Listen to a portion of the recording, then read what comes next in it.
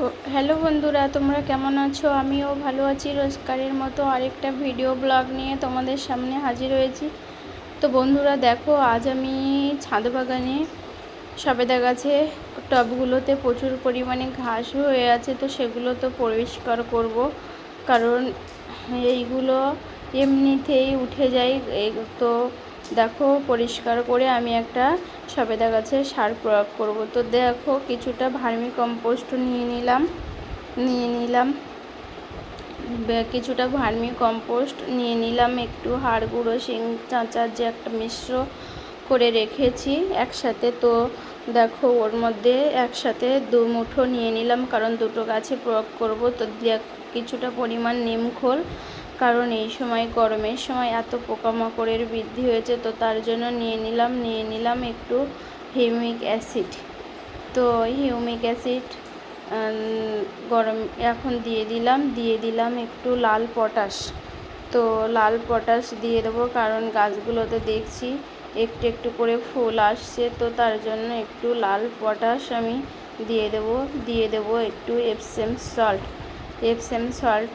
এখন গাছের প্রোফিল বৃদ্ধি পাবে, তো দিয়ে দিলাম গাছের গ্রোথের জন্য একটু ডিএপি।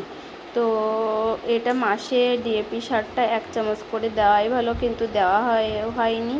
তো একসাথেই মিক্সড করে একটা সার আমি বানিয়ে গাছগুলোতে প্রয়োগ করব। তো দেখো, সবেদা গাছের সাইড আমি সুন্দরভাবে খুঁড়ে নেব, কারণ গাছগুলো মাটি খুব টাইট হয়ে আছে। তো দেখো, তার জন্য আমি একটু সাইড আমি মাটিগুলো আলগা করে নেব। তো দেখো, তার একটা গাছগুলো মাটি আমি খুব সুন্দরভাবে আলগা করে নিচ্ছি। মাটিগুলো ভিজেই আছে, তো তার জন্য সাইড আমি খুঁড়ে নিয়ে আমি দেখো সেই সারটা বানিয়েছিলাম, সেই সারটা আমি প্রয়োগ করছি। তো বন্ধুরা, সাইডে এইভাবে গাছটা দিলে খুব সুন্দর বৃদ্ধি পাবে গাছগুলো। তো এখন একটা সার দেওয়াই যাক। তো এটা আমার কদিন আগের ভিডিও, তো তোমাদের সামনে শেয়ার করিনি।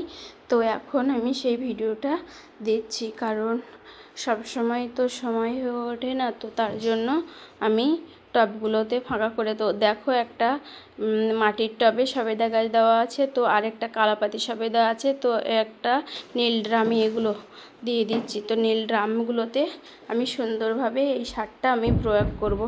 তো বন্ধুরা, ভিডিওটা কেমন লাগলো জানিও। ভিডিওটা ভালো লাগলে লাইক কমেন্ট শেয়ার করে পাশে থেকো। যারা নতুন বন্ধু আছো, চ্যানেলটা সাবস্ক্রাইব করো।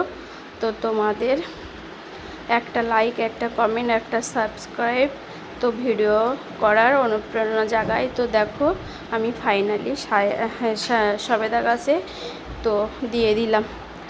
তো এখন আপাতত আমি তোমাদেরকে দেখিয়ে দেবো সবেদা গাছগুলো কীরকম আছে। তো ফাইনালি আমার সারটা প্রয়োগ করা হয়েই গেল।